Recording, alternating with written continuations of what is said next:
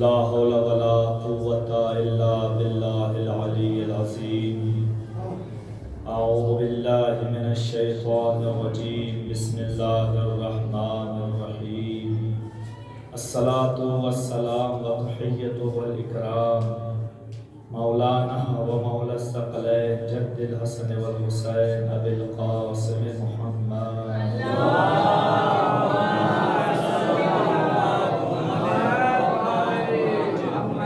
وعلى أهل بيته الطيبين الطاهرين المعصومين المظلومين ولعنة الله على أعدائهم أجمعين من يومنا هذا إلى قيام يوم الدين.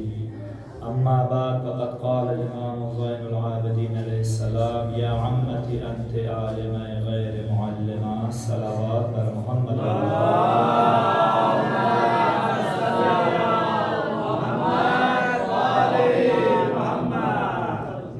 عزیزان ایمان، بزرگان ملت، ماتم داران شہدائے کربلا، لائٹ بھی ختم ہو چکی ہے اور تاریکی میں کچھ چہرے دھندلے دھندلے نظر آ رہے ہیں. لہذا گزارش ہے کہ حدیث ہے کہ مومن کے چہرے کی طرف دیکھنا عبادت ہے. ذرا آگے آگے آ جائیے تاکہ آپ کے چہرے کو دیکھ کر میری زیارت بھی ہو جائے اور عبادت بھی ہو جائے.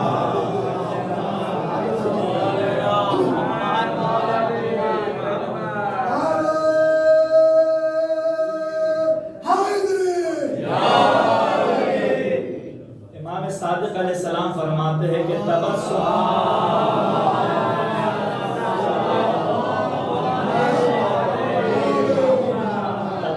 الرجل فی وجہ اخی المومن عبادہ، کہ مومن کو مسکراتے ہوئے دیکھنا عبادت ہے. تو لہٰذا فضائل سن کے انشاءاللہ آپ کے چہرے پر مسکراہٹ تو ضرور آئے گی، اور جب مسکراہٹ آئے گی تو جب میں آپ کو دیکھوں گا تو میری عبادت ہوتی رہے گی. آپ مجھے سنو گے، آپ کی عبادت ہوتی رہے گی. صلوات پڑھیں مل جل کر.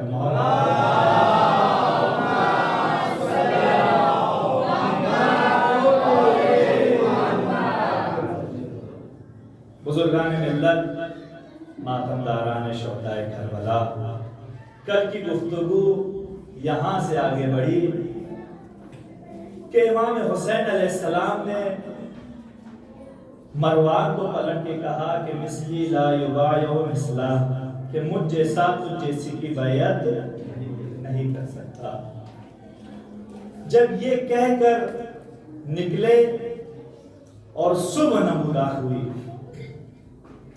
جب صبح ہوئی تو زوال کے قریب مروان سے ملاقات ہوئی ایک راستے میں. کس کی؟ امام حسین علیہ السلام کی. ملاقات ہوتی ہے. مروان کہتا ہے امام حسین علیہ السلام کے انی لکا ناصح فاطینی ترشد، کہ میں تمہارا خیر خواہ ہوں، میری اطاعت کرو تاکہ تم نجات پا جاؤ. وما ذاک قل حتی اسمع، اور وہ خیر خواہی کیا ہے مروان؟ تم مجھ سے کہو تاکہ میں بھی سنوں. تو مروان کہتا ہے کہ انی آمرک ببیعت یزید فإنہ لکا خیر دینک وفی دنیاک، میں تمہیں امر کرتا ہوں کہ تم یزید کی بیعت کر لو، اس میں تمہارے لیے بھی خیر ہے دنیا میں اور تمہارے دین میں. دین اور دنیا دونوں میں خیر ہے. کیا کہا؟ کہ دین میں بھی خیر ہے اور دنیا میں بھی خیر ہے تمہارے لیے. امام حسین علیہ السلام نے پلٹ کر جواب دیا انا للہ و انا الیہ راجعون وعلی الاسلام والسلام اذ قد بلعت برعی مثل یزید، کہ انا للہ و انا الیہ راجعون، اور ایسے اسلام ایسے دین پر سلام کرتا ہوں، آخری سلام کرتا ہوں کہ جس دین کا جس اسلام کا سرپرست یزید جیسا فاسق اور فاجر بن جائے. ایسے اسلام کو سلام ہے، چھوڑ دوں ایسے اسلام کو کہ جس کا سربراہ یزید جیسا فاسق اور فاجر بن جائے۔ پھر اس کے بعد امام حسین علیہ السلام مروان کو مخاطب کر کے کہتے ہیں، اے مروان تم جانتے ہو کہ ہم کون ہیں اور وہ کون ہے؟ امام حسین علیہ السلام فرماتے ہیں، ان اہل بیت النبوہ ومعدن الرسالہ ومختلف الملائکہ بنا ختم اللہ و بنا فتح اللہ۔ ہم اہل بیت نبوت ہے، ہم معدن رسالت ہے، ہمارا گھر وہ ہے کہ جہاں پر فرشتے آمد اور رفت کرتے ہیں، ہم وہ ہے کہ جس کے ذریعے سے اللہ ہر چیز کی ابتدا کرتا ہے، ہم وہ ہے کہ جس کے ذریعے سے اللہ ہر چیز کا اختتام کرتا ہے۔ اور وہ کون ہے؟ کہا وہ ہے یزید الرجل الفاسق شارب الخمر ورأس الفجور ومعلن بالفسق وقاتل النفس المحترمہ۔ یزید ایک شراب خور انسان ہے، فاسق ہے، فاجر ہے، قاتل نفس محترمہ ہے۔ وہ یزید اس کی بیعت کر لوں؟ یہ ہو نہیں سکتا۔ کہا پھر ایک ہی راستہ ہے کہ آپ کو قتل کر دیا جائے گا۔ کہا کہ میں قتل سے راضی ہوں۔ امام حسین نے کیا کہا تھا کہ اگر میرا جسم تیروں سے چھنی چھنی ہو جائے، تلواروں سے زخمی زخمی ہو جائے، لیکن میں ذلت کی زندگی برداشت نہیں کر سکتا۔ یزید کے ساتھ بیعت کرنا ایسا ہی ہے کہ جیسا کہ انسان ذلت کی زندگی پہ گزار رہا ہے، میں اس کی بیعت قبول نہیں کر سکتا۔ اب 2 دن بعد 28 رجب کو امام حسین نے اپنا قافلہ روانہ کیا۔ کہاں سے؟ مدینے سے مکے کی طرف۔ 28 رجب کو یہ قافلہ روانہ ہوا اور 3 شعبان کو یہ قافلہ کہاں پہنچا؟ مکے میں۔ ٹوٹل کتنے دن؟ 5 دن آپ سفر میں رہے۔ اب راستے میں بہت سے افراد کی ملاقات ہوئی امام حسین سے، جیسے عبداللہ بن مطیع۔ عبداللہ بن مطیع اپنے پورے خانوادے کے ساتھ آپ کے ساتھ جڑ گئے۔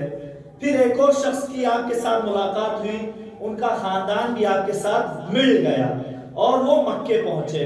یعنی صرف اور صرف کربلا کے میدان کے لیے جو مدینے سے قافلہ نکلا تھا وہ 72 کا نہیں نکلا تھا، بلکہ محدثین اور مورخین لکھتے ہیں کہ 1000 کے پار یہ تعداد پہنچی۔ پھر کیا ہوا کہ یہ تعداد 72 تک پہنچی؟ انشاءاللہ آگے بیان ہوگا۔ جب پھر مکے پہنچے 3 شعبان کو، مکے میں کتنے مہینے زندگی گزارے؟ شعبان کتنے؟ صلوات پڑھیں مل جل کر محمد والے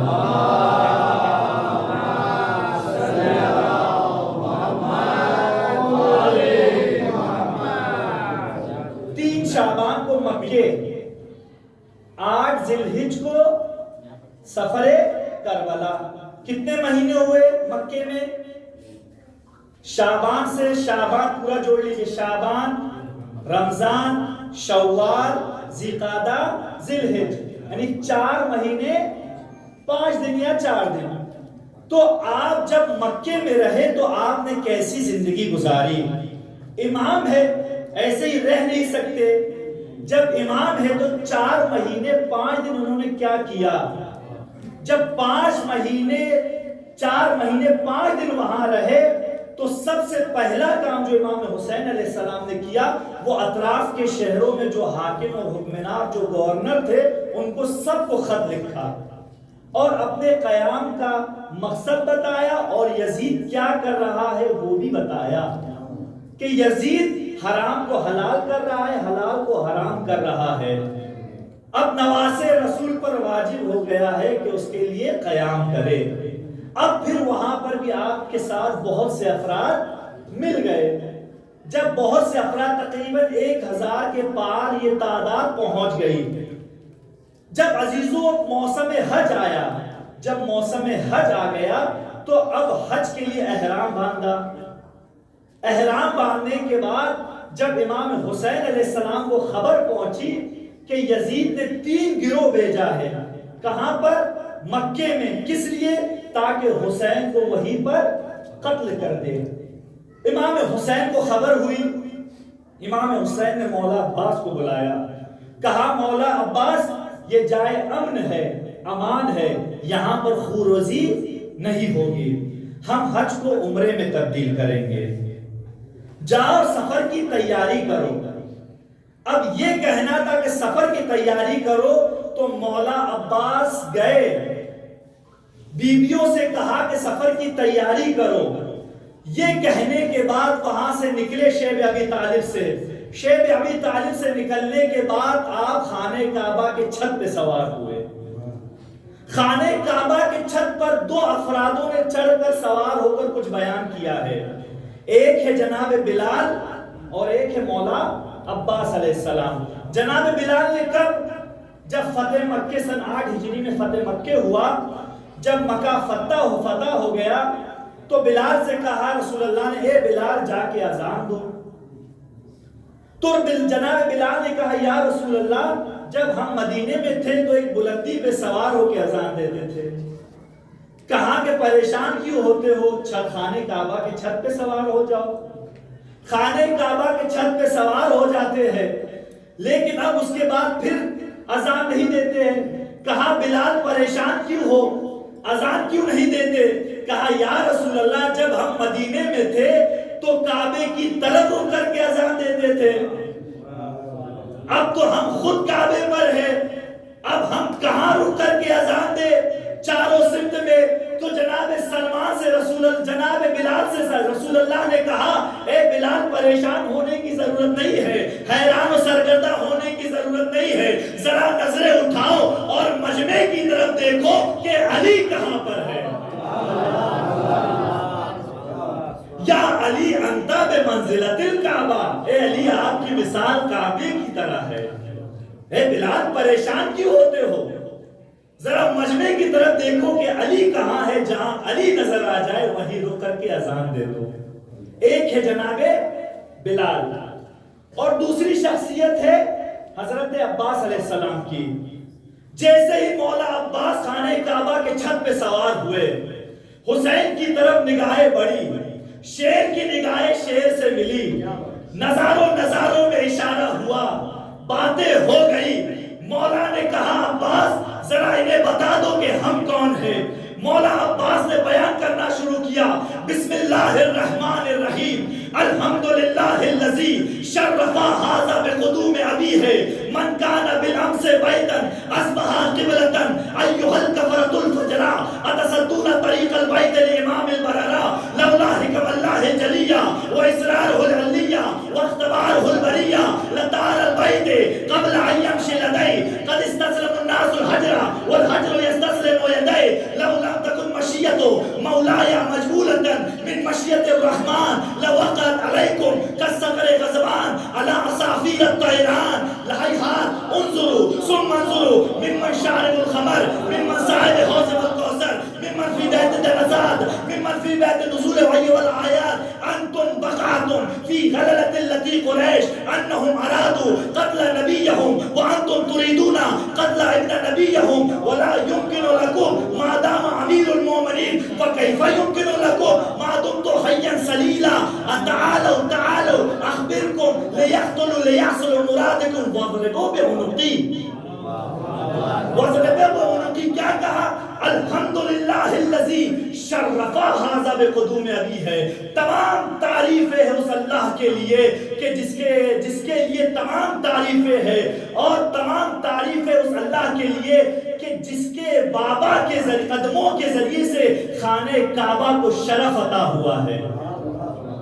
حسین کی طرف اشارہ کر کے کہا کہ اس کے بابا کے ذریعے سے کعبہ کو جو شرف عطا ہوا ہے یہ اس کے بابا کے قدموں کے ذریعے سے ہے۔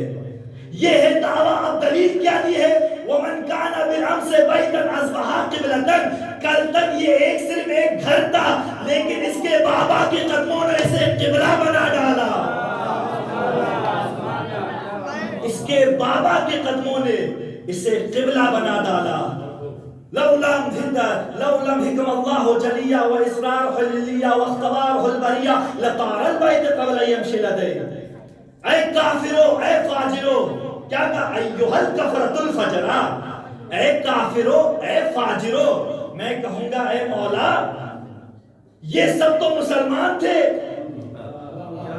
حاجی ہے، نماز پڑھنے والے ہیں، لیکن آپ انہیں کافر اور فاجر سے مخاطب کر رہے ہیں۔ عجب نہیں مولا عباس یہی کہے کہ دیکھو صرف خانہ کعبہ کا طواف کر لینا یہ مسلمان ہونے کی دلیل نہیں ہے، محبت حسین دلیل ہے۔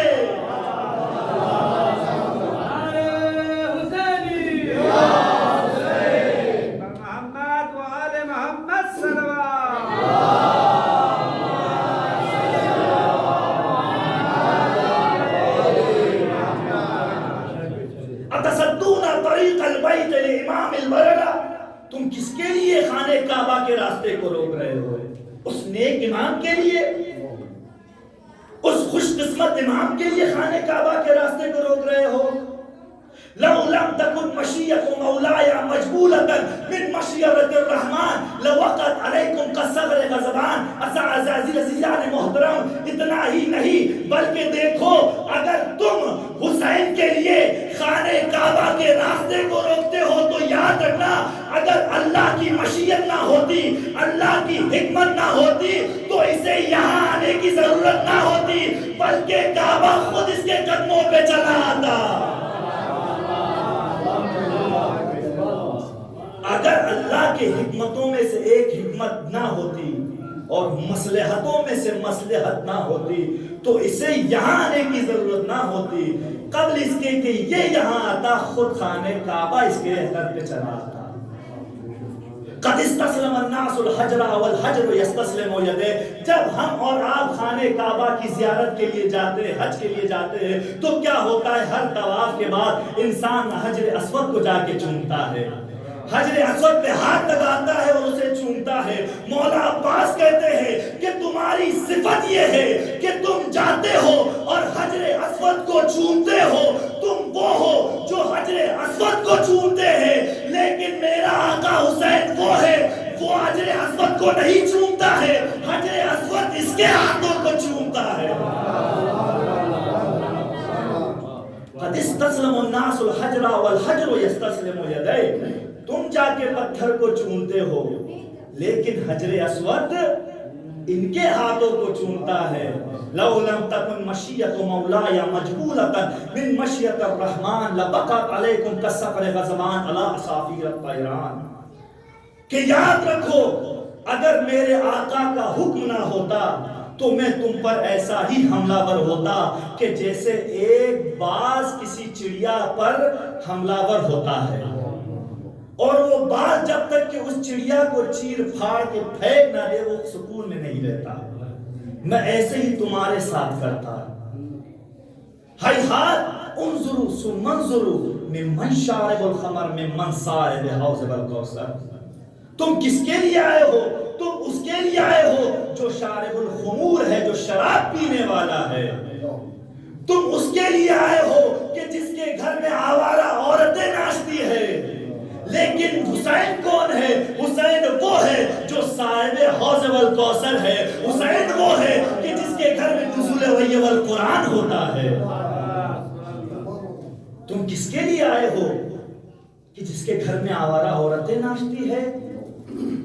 تم اس کے لیے آئے ہو کہ جس کا گھر ہمیشہ نجاستوں سے بھرا ہوا ہے۔ انتم وقعتم فی غللۃ التی قریش، تم اسی غلطی میں پڑ گئے ہو جس غلطی میں قریش پڑ گئے تھے۔ قریش نے کیا غلطی کی تھی؟ انہم ارادوا قتل نبیہم، انہوں نے یہ ارادہ کیا کہ نبی کو قتل کر دے۔ وانتم تريدون قتل ابن نبیہم، اور تم لوگ یہ ارادہ کرتے ہو کہ اسے رسول کی بیٹی کے بیٹے کو قتل کرو۔ فلا يمكن لهم ما دام امیر المومنین، لیکن ان کے لیے یہ ممکن نہ ہو سکا جب تک کہ امیر المومنین زندہ تھے۔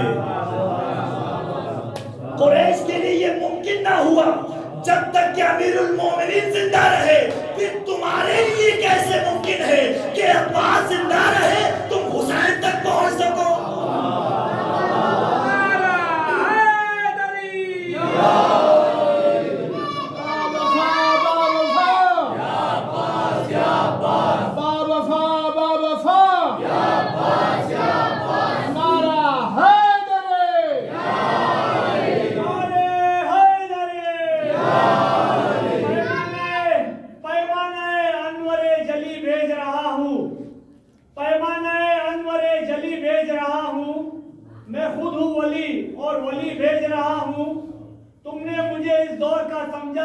محمد تم نے مجھے اس دور کا سمجھا ہے محمد میں اپنے زمانے کا علی بھیج رہا ہوں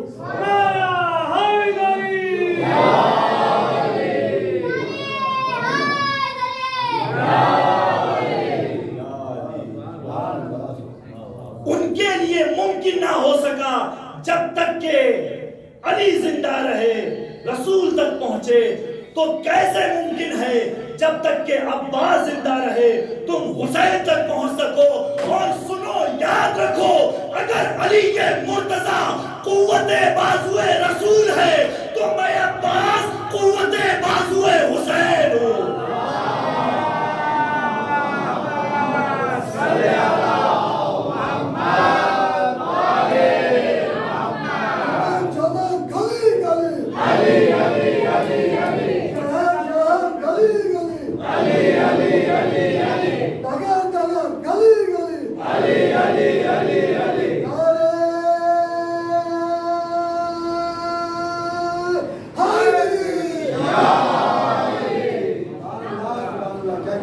اگر علی مرتضیٰ قوت بازوئے رسول ہے تو میں عباس قوت بازوئے حسین ما دام امیر المومنین فکیف یمکن لکم ما دمتم حیا سلیلا جب تک کہ عباس زندہ رہے تم حسین تک پہنچ سکو اس کے بعد راستہ بھی بتایا ہے کہ تم کیا سوچتے ہو اگر تم سوچتے ہو کہ عباس کے ہوتے ہوئے حسین تک پہنچو تعالوا اخبرکم آؤ میں تمہیں خبر دیتا ہوں کس چیز کے کہ تم کس طریقے سے لیحصل مرادکم کیسے اپنے راستے کو کیسے اپنے مقصد تک پہنچ سکتے ہو وَاضْرِبُوا بِعُنُقِي سب سے پہلے میرے گردن کو میرے سر کو میرے تن سے جدا کرنا ہوگا اس کے بعد تم عباس تک پہنچ سکتے ہو اس کے بعد عباس تک پہنچ سکتے ہو یہ ہے عزیزو حسین کعبہ اور مکہ لیکن یہی وہ کعبہ ہے کہ جہاں سے اس کا آخری وارث بھی آنے والا یہی کعبہ ہے عزیزو میرے استاد محترم اکثر پڑھتے ہیں اس چیز کو کہ سعودی عرب تشیع کا باطن میں سب سے بڑا دشمن ہے سب سے بڑا دشمن سعودی عرب ہے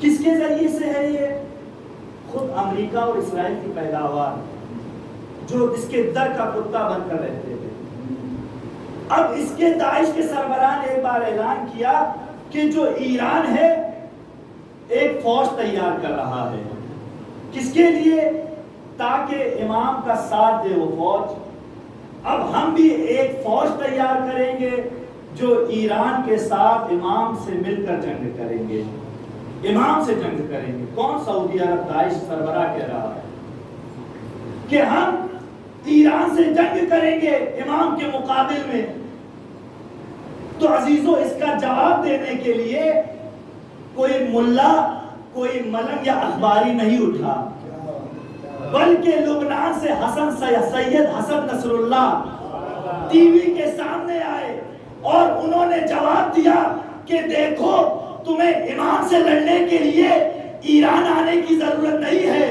یمن آنے کی ضرورت نہیں ہے شام آنے کی ضرورت نہیں ہے بلکہ وہ امام ہے آئیں گے سعودی عرب میں آئیں گے مکے میں آئیں گے خانہ کعبہ میں کیونکہ وہ کرار کی اولاد ہے فرار کی نہیں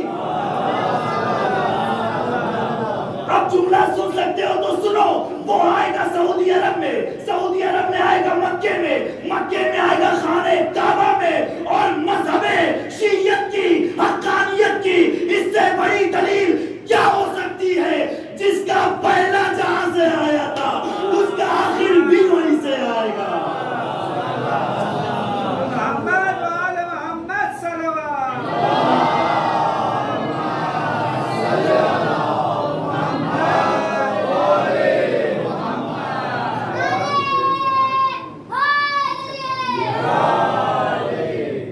جس کا پہلا جہاں سے آیا تھا اس کا آخر بھی وہیں سے آئے گا جب وہ آخری امام آئے گا تو منظر کیا ہوگا کہ اٹھے گا شور صفے کارزار سے بھاگو، اٹھے گا شور صفے کارزار سے بھاگو، برس رہی ہے اجل ذوالفقار سے بھاگو، کوئی کہے گا نکل کر دیار سے بھاگو، کوئی کہے گا نبی کے مزار سے بھاگو، وہ قبائل ظلم و تشدد کو پھاڑنے والا پھر آ گیا در خیبر اکھاڑنے والا۔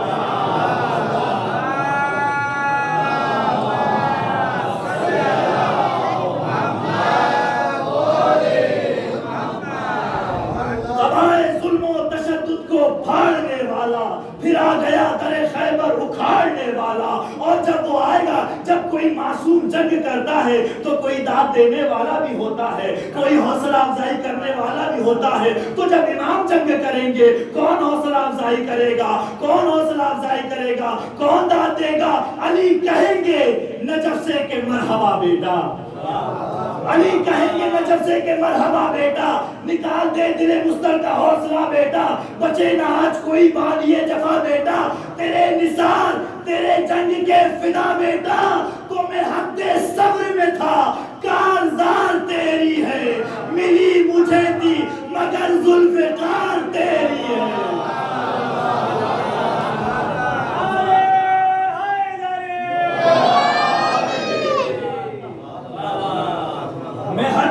صبر میں تھا کارزار تیری ہے، ملی مجھے تھی مگر ذوالفقار تیری ہے۔ جب مولا عباس خانہ کعبہ پر خطبہ دے کر نیچے آئے اور جب یہ قافلہ چلنے لگا، اب امام حسین علیہ السلام نے کون سا راستہ طے کیا؟ اس راستے کو طے کیا کہ جہاں سے تمام حاجی آتے ہیں، تمام حاجی وہیں سے۔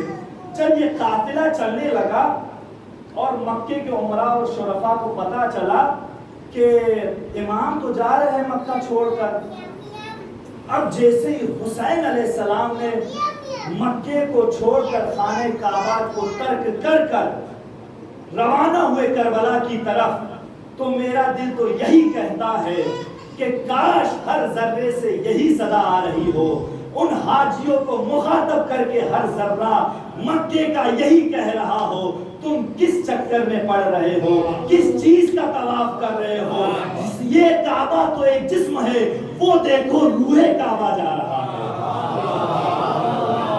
وہ دیکھو روح کعبہ جا رہا ہے، اب جسم کا طواف کر کے کوئی فائدہ نہیں۔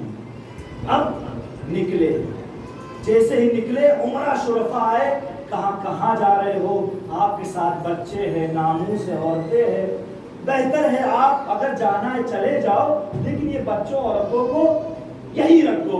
یعنی کیا کریں؟ یہ امام کو مشورہ دے رہے ہیں، ایک طرف سے مشورہ دے رہے ہیں، دوسری طرف سے اپنے عشق اور محبت کا اظہار کر رہے ہیں۔ تو عزیزان ایمان، میں یہاں پر رک کے ایک جملہ کہتا ہوں کہ دیکھو، وادی عشق میں امام کی اطاعت کی جاتی ہے، امام کو مشورہ نہیں دیا جاتا۔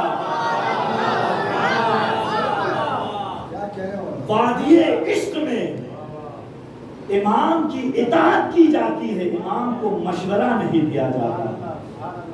کیسی اطاعت؟ وہ اطاعت کہ جب ہارون مکی آتا ہے اور کہتے ہیں، جیسے امام کہتے ہیں کہ تندور میں چلے جاؤ بغیر چوچرا کیے ہوئے، یہ ہے اطاعت۔ مشورہ کیوں چوچرا کچھ بھی نہیں، جو کہہ دیا اسے قبول کرنا ہے۔ مکے سے قافلہ چلا، 1000 کے اوپر لوگ تھے، 1000 کے اوپر لوگ تھے۔ اب بیچ راستے میں امام حسین علیہ السلام نے مقام عمرہ پر سب کو جمع کیا، مقام عمرہ پہ سب کو جمع کیا۔ سب کو جمع کرنے کے بعد کہا کہ جسے میرے ساتھ کربلا آنا ہے وہ میرے ساتھ آ سکتا ہے، کہ جسے میرے ساتھ کربلا آنا ہے وہ میرے ساتھ آ سکتا ہے، لیکن یاد رکھنا میرے ساتھ وہی آ سکتا ہے کہ جس کے اوپر کسی کا حق نہ ہو، کسی کے گردن کے اوپر کسی کا حق نہ ہو۔ جیسے ہی یہ جملہ کہا، اگر کسی کے اوپر میں کسی کا حق ہے تو وہ میرے ساتھ نہیں چل سکتا ہے، تو سب نے ساتھ چھوڑ دیا۔ کتنے بچے؟ 72 بچے۔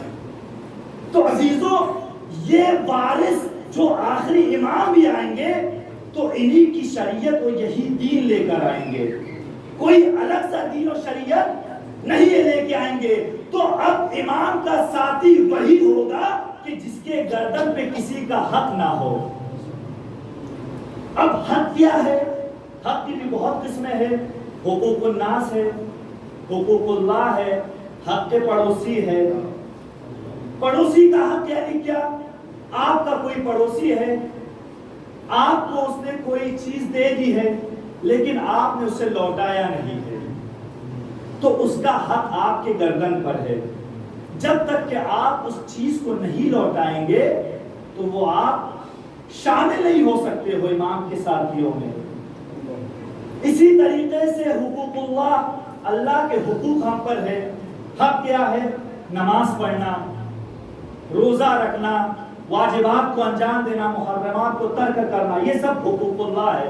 اگر کوئی بے نمازی ہے یا اگر کوئی محرمات حرام کام انجام دیتا ہے تو وہ بھی امام کے لشکر میں شامل نہیں ہو سکتا۔ اب عزیزوں، کسی نے کسی کو قرض دے دیا، ہم نے کسی سے قرض لے لیا لیکن اسے قرض واپس نہیں کیا، تو کیا ہم امام کے ساتھی اور ان کے لشکر میں شامل ہو سکتے ہیں؟ نہیں ہو سکتے۔ کیا ضروری ہے؟ ضروری ہے کہ پہلے ہم دوسرے کے حق کو ادا کریں، اس کے بعد پھر امام کے لشکر میں شامل ہونے کی کوشش کریں۔ یہ ہے عزیزو حقوق الناس۔ اور پھر بعض روایات میں ہے کہ آپ جو کہتے ہیں کہ امام نے کہا کہ جس کے اوپر اگر کسی کا حق ہے کسی کے گردن پہ تو وہ میرے لشکر میں شامل نہیں ہو سکتا، تو خود امام حسین علیہ السلام جب کربلا کی طرف روانہ ہوئے تو امام حسین علیہ السلام پر 400 درہم قرضدار تھے۔ روایت میں ہے کتنے؟ 400 درہم قرضدار تھے۔ جب خود قرضدار تھے تو پھر کیوں انہیں کہا؟ جب خود قرضدار تھے، مقروض تھے، تو انہیں کیوں کہا کہ اگر تمہارے اوپر کسی کا قرض ہے، کسی کا حق ہے، تم چلے جاؤ واپس؟ تو جو علماء تحلیل کرتے اس چیز کو اس طریقے سے، امام کی مراد ان لوگوں سے تھی کہ جو کسی اپنے حق کو ادا نہیں کر سکتے تھے، یعنی ان کا کوئی ہے لیکن کوئی دوسرا ان کے حق کو ادا نہیں کر سکتا ہے، ان سے مراد ہے۔ امام حسین علیہ السلام کے اوپر 400 درہم کا قرض تھا، لیکن کیا امام حسین علیہ السلام نے جناب سید سجاد سے کہا کہ میں نے جو فلاں کنواں کھودا تھا فلاں مقام پر اسے بیچ کر فلاں کا قرض ادا کر دینا؟ یہ مراد ہے۔ امام حسین علیہ السلام نے جناب سید سجاد سے کہہ دیا تھا کہ میرا فلاں کنواں بیچ کر فلاں کا پیسہ ادا کر دینا، پیسہ دے دینا۔ یہ ہے عزیزو۔ اب عزیزو، ہم میں سے بہت سے نا امید مایوس ہے کس چیز سے؟ کہ ہم نے پوری زندگی نعوذ باللہ مال حرام میں گزاری ہے۔ اب کیا فائدہ ہم پھر دوبارہ پلٹیں گے، مولا قبول کریں گے نہیں کریں گے؟ تو عزیزو، اس میں نا امید ہونے کی کوئی بات نہیں ہے۔ شیخ الکبیر جن کا نام حسن کربلائی، شیخ الکبیر جن کو کہتے ہیں حسن کربلائی، بڑا عابد، نماز گزار، تہجد گزار، کربلا میں رہنے والا، وہ کس چیز کی خرید و فروخت کرتا تھا؟ خاک کربلا، خاک کربلا کو بیچتا تھا۔ اب عزیزو، کربلا کا جو متولی تھا، جو نگہبان، وہ اس دنیا سے چلا گیا۔ اب لوگوں کی نظر میں یہ سب سے بڑا عابد تھا، سب سے بڑا نمازی تھا۔ اب لوگوں نے کہا کہ فلاں شخص کو کربلا کے در کا نگہبان، روزے کا نگہبان بنا دیا جائے۔ وہ نگہبان بن گیا، بہت ہی شارٹ کٹ اور مختصر جو مفید باتیں ہیں، بن گیا۔ ایک خاتون آئی، اس کا پرس چوری ہو گیا، اس کا پرس چوری ہو گیا۔ اب جیسے ہی پرس چوری ہوا، اس عورت نے چلا پکارنا شروع کیا، چلانا۔ جب وہ چلا کے تھک گئے تو یہ پہنچے کہا کہ اس جگہ سے میرا پرس چوری ہوا ہے. کہا کہ دیکھو ابھی ہم تلاش کرتے ہیں بتا دیں گے کہ تمہارا پرس کہاں گیا ہے. کہا کہ نہیں. وہ بہت چلا پکار کرنے لگا. بہرحال اس نے کہا کہ تمہارا پرس تمہیں مل جائے گا. اب جیسے ہی یہ حرم کے پاس پہنچا، زری کے پاس، زری سے چھپک کر کہتا ہے کہ مولا میری عزت آپ کے ہاتھ میں ہے. اور وہ وہیں پر گریا کر کے سو جاتا ہے. جب سو جاتا ہے تو امام حسین علیہ السلام اس کے خواب میں آتے ہیں. خواب میں آنے کے بعد کہتے ہیں کہ اے شخص سب سے بڑا چور تو ہے. سب سے بڑا چور. کہا مولا وہ کیسے؟ کہا کیونکہ تو میرے خاک کی خرید اور فروش کرتا تھا. میرے خاک کی خرید اور فروش کرتا تھا. جیسی وہ خواب سے بیدار ہوا اور اور بھی باتیں ہوئی. کہا کہ دیکھو اس خاتون کا جو پرس ہے اس فلاں فقیر جو میرے در کے باہر بیٹھتا ہے اس نے اپنے تکیے کے نیچے چھپا کے رکھا ہے. تم وہاں سے جا کے لے لینا. یاد رکھنا اس کی عزت کا تمہیں خیال رہے. اس کی عزت کا تمہیں خیال رہے. جیسے یہ کہا عزت کا خیال رہے تو فوراً کیا ہے وہ گیا اور نکالنے لگا دھیرے سے اس کے سر کے نیچے سے. جیسے وہ اٹھ گیا اور وہ ڈر گیا اور اس نے کہا کہ کسی کو اس بارے میں کہنا نہیں. تو اس شخص نے کہا کہ دیکھو تمہاری عزت کی ذمہ داری حسین نے لی ہے. تمہاری عزت کی ذمہ داری حسین نے لی ہے. اس پرس کو واپس کر دیا اور پھر جا کے اس نے اعلان کیا اپنے دکان پہ کہ جس سے بھی میں نے خاک کا پیسہ لیا ہے وہ آ کے مجھ سے واپس لے سکتا ہے. وہ آ کے مجھ سے واپس لے سکتا ہے. عزیزو یہاں پر ایک ضروری جو ہمارے اندر پائی جاتی ہے عزت کو بدنام کرنا. معصوم فرماتے ہیں کہ دیکھو اگر کوئی شخص کسی کو ذلیل کرنا چاہتا ہے، کسی کی بے عزتی کرنا چاہتا ہے، قبل اس کے کہ وہ شخص ذلیل ہو جائے خداوند عالم خود اسے ذلیل کر دیتا ہے. تو عزیزو ایک دوسرے کی عزت کا خیال رکھے. کبھی کوئی ایسی چیز ہماری زبان سے نہ نکلے جو کسی کو ذلیل یا کسی کی عزت پہ بات آئے. ہمیں ایک دوسرے کی عزت کا خیال رکھنا ہے. اگر آپ کسی کو ذلیل کرنے کی کوشش کرو گے تو قبل اس کے کہ وہ ذلیل ہو خدا تمہیں ذلیل کر دے گا. خدا تمہیں ذلیل کر دے گا. عزیزو یہی ہوا ہے کربلا کے میدان میں. اس کی یزید کی کوشش کیا تھی کہ حسین کو قتل کرے، اسے ذلیل کرے. نعوذ باللہ معاذ اللہ. لیکن خداوند عالم نے کیا ہے ایسا پھانسا پلٹ دیا کہ اسے کیا ہے ذلیل اور خوار کر کے رکھ دیا. اور آج ہر جگہ پر ہر مقام پر حسین زندہ باد کی صدائیں گونج رہی ہے اور ہر مقام پہ یزید مرد آباد کہا جا رہا ہے. یہ ہے عزیزو امام حسین علیہ السلام نے کربلا کے میدان میں اپنی عزت اپنی جان کو داؤ پہ لگایا ہے، راہ خدا میں قربان کر دیا. کس لیے؟ تاکہ ان کے چاہنے والے شیعہ محفوظ رہے، نماز بچ جائے، روزہ بچ جائے، دین بچ جائے، اسلام بچ جائے. لیکن عزیزو کیا کبھی آپ نے یہ سوچا ہے کہ حسین علیہ السلام کو ہمارا اتنا خیال ہے؟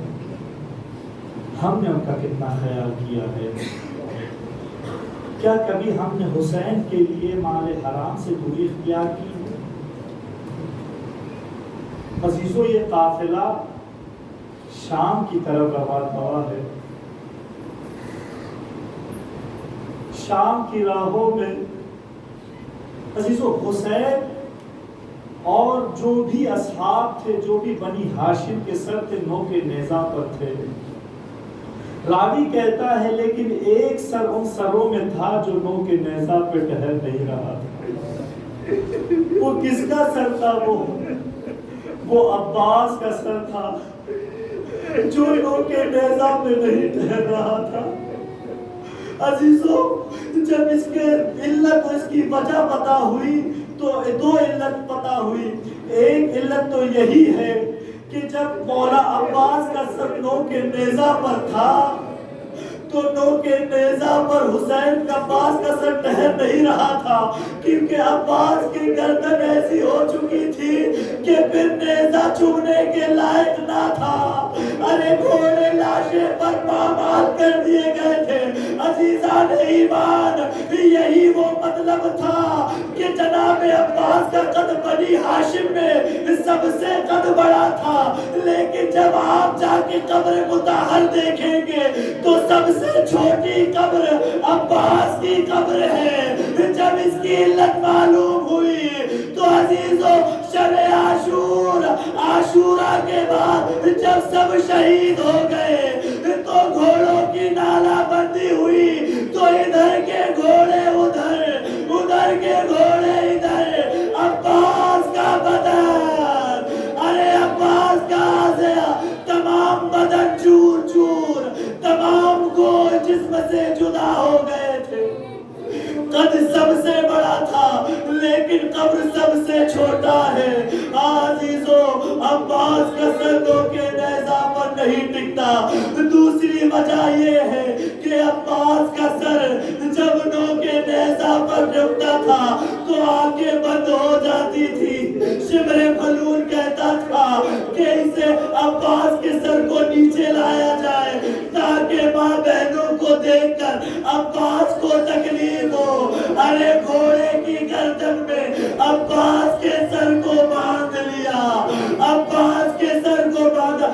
جب بھی نگاہیں بند رہتی تھی شمر تازیانہ لہراتا ہوا سید سجاد کے پاس پہنچتا اور کہتا عباس سے کہو کہ آنکھیں کھولے، خدا کوئی غم نہ دے سوائے مظلوم کربلا کے۔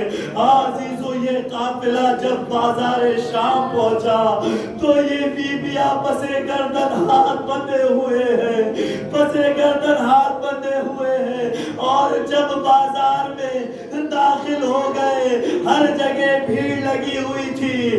ارے تماشا ہی تماشا کر رہے تھے۔ عباس کا سر، عباس کی آنکھیں بند تھی اور سید سجاد کی نگاہیں جھکی ہوئی تھی۔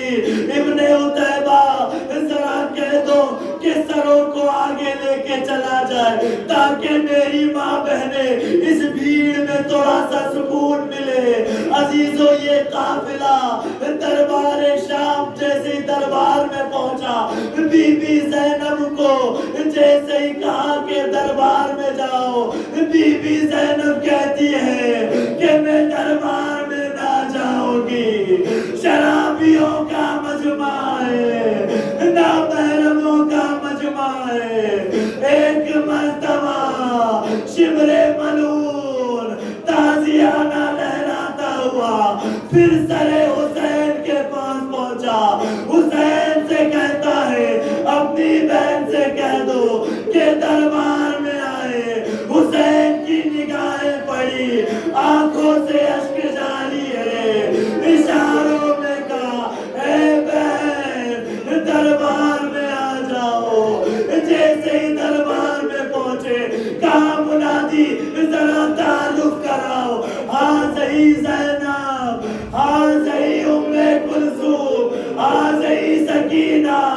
جیسے ہی سکینہ کا نام سنا زینب سے کہتی ہے اے زینب کیا یہ وہی سکینہ ہے کہ جو اپنے بابا سے بہت پیار کرتی ہے؟ ہاں یہ وہی سکینہ ہے۔ یزید کہتا ہے مجھے ان کی محبت پر اس وقت یقین آئے گا جب یہ سر حسین دشت سے اٹھ کر سکینہ کی گود میں آئے۔ اتنا کہنا تھا، سکینہ نے اپنا جلا دامن اٹھایا، اے بابا ہماری محبت کا امتحان۔ اتنا کہنا تھا، سر حسین دشت سے بلند ہو کر سکینہ کی گود میں، اے بابا آپ کے بعد تماچے لگے، اے بابا آپ کے بعد تعزیانے، اے بابا آپ کے بعد ظلم ہوتا رہا۔